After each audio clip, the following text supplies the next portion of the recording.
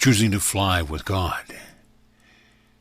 Let this love, this glorious light feed you. Drink it in. Feel it nourish you. And most of all, feel it orient you to the real. Beloved one, I am always here. Your life is a continual dialogue with me. A dialogue with me, with the love that I am through your thoughts, your prayers, and your deep heart belief. And when you are asking me for answers, they arrive in this pure heart space. They resonate through every particle of your being, but you have to be ready to acknowledge them. Today you are ready to hear this answer. The answer to your question and your prayer to have it be constant.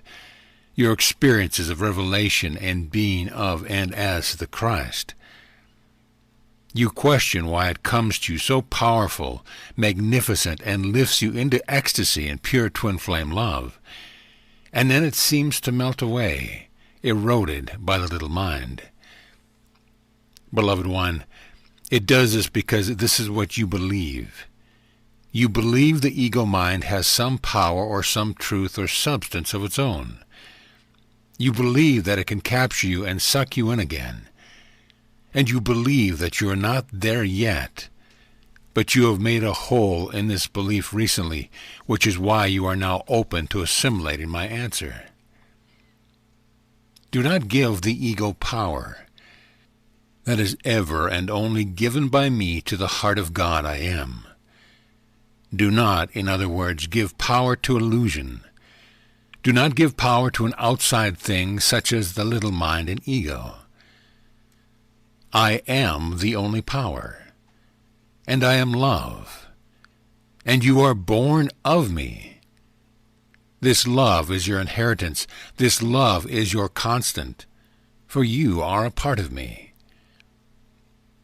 So you see that you are giving power to illusion now, power to the illusion of separate life.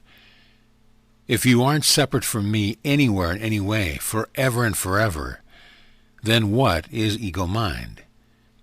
It is nothing. It is shadows. It cannot capture you. Can you see how absurd the image is? Ego captures God. Of course you can. And you approach this truth yourself, or you could not hear this answer.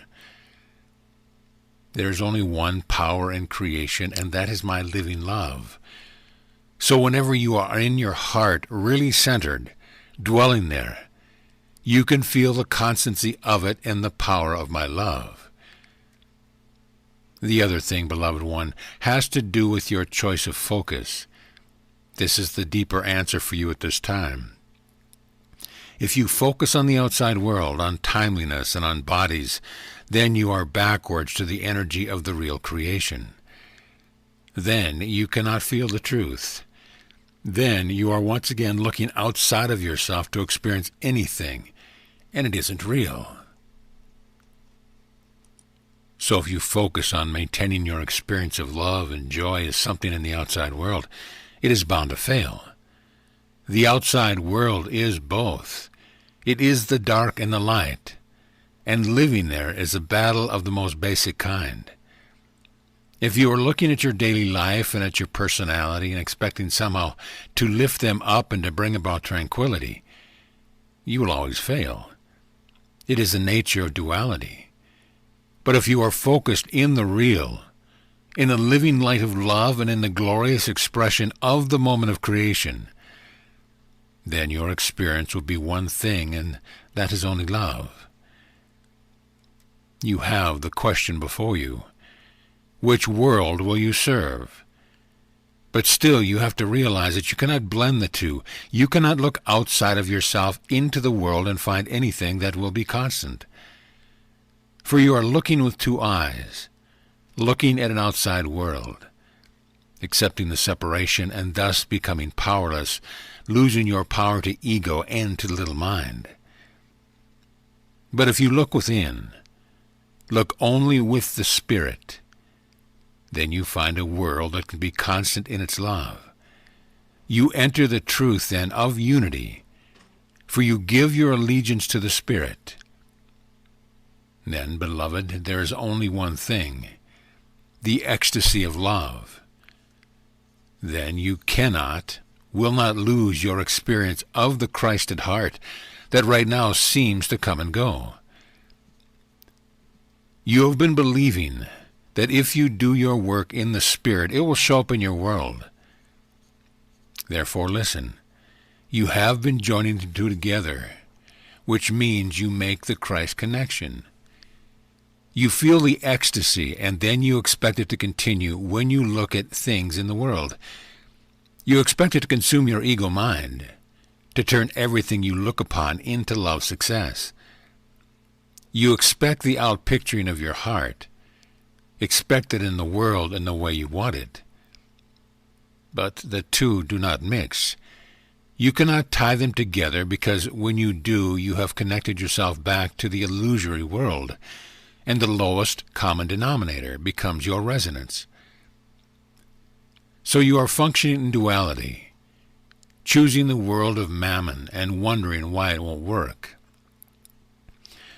You have to stay true to the Spirit, to love. Cause must be your focus and not effect, which means, my beloved one, that you must use your heart and only your heart as your eyes, and not the ego mind at all. And when you look at anything, you must look with to know it. You must be looking to me every moment for the identities you need. You must drive your car of the body using me for guidance. Another way to envision this is to fly with your instruments, that even if you can look outside and see the sky and the clouds, even though you seem to be able to see the ground and the runway below, only look at the instrument panel. Look at me. Look at the realms of love. For what you see out your window, the vision of the two eyes, is a mirage, an illusion. Do not use it to fly your plane.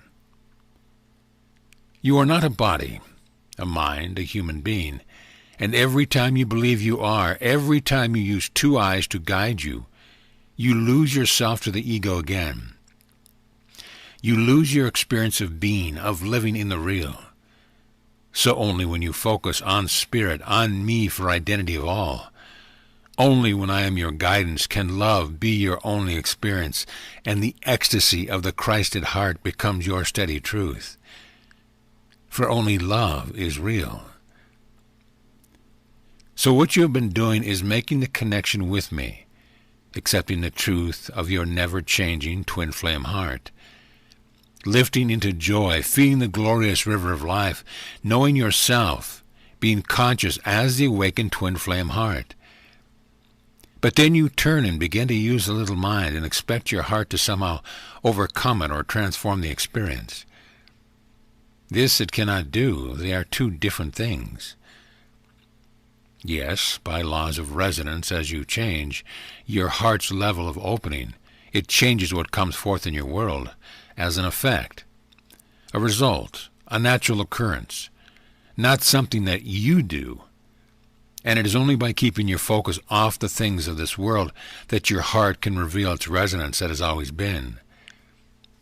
Your heart has never changed in the real. And once your focus is returned to love, then this draws around you its symbol into the world. But if you, a co-creative heart, turn and focus on duality, you are choosing mammon, and the illusion returns. The veil reappears, and you seem to have lost your centeredness and your focus on and through the heart.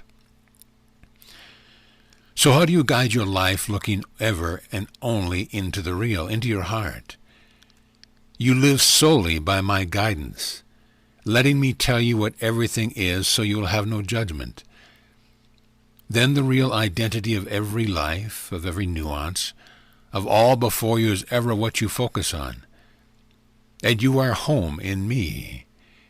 The apple goes back to the tree. The reversal is reversed. The voice of my love is your guidance. All identity comes from me. You are living in the Spirit, alive in the now constantly, and you will not experience anything else. Does this change your ability to relate to this world? No, dearest ones, it does not. It just means the voice of the Spirit speaks, using your larynx, your breath, your life, and honoring your choice each now. And if you were looking at me, focused on me, then and only then will you see as Christ. You cannot know the truth of anyone when you are looking at them with two eyes. And only by living this choice each moment can you move beyond all judgment. The world of the ego mind is judgment. So use it to relate, and you will always be comparing. It's what the ego does. So yes, the heart never wavers. So it feels like you keep coming back to it, then you fall into ego. Then you center and come from your heart again. But really, beloved one, you are making a choice, because your ego mind convinces you that you need it to steer the plane. But it's not true. It's not you. And heart perception works. You just have to remember to shift here and use it until you realize it's the only way to fly. This realization is very big, as you say, and you are ready now to embrace it, or it would not be coming through to you. You are already free and whole, and you are shifting your identity enough that it becomes clear to you. You must turn to me for identity, your own and all of life. Only I can show you what is real, and what is real never changes, never shifts, never fades. Ecstasy is its signature. And as you give blessings through the open, unimpeded heart, then there is nothing hidden, no judgment embedded in the energy that you send. So we begin a new communion.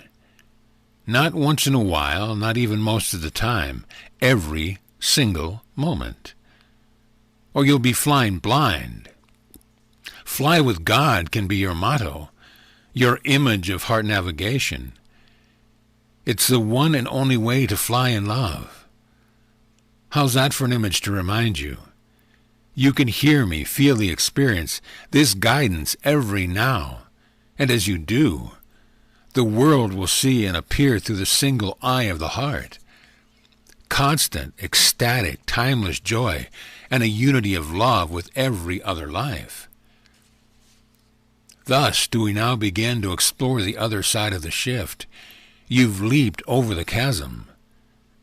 Now, how to maintain it? I will show you how. Amen.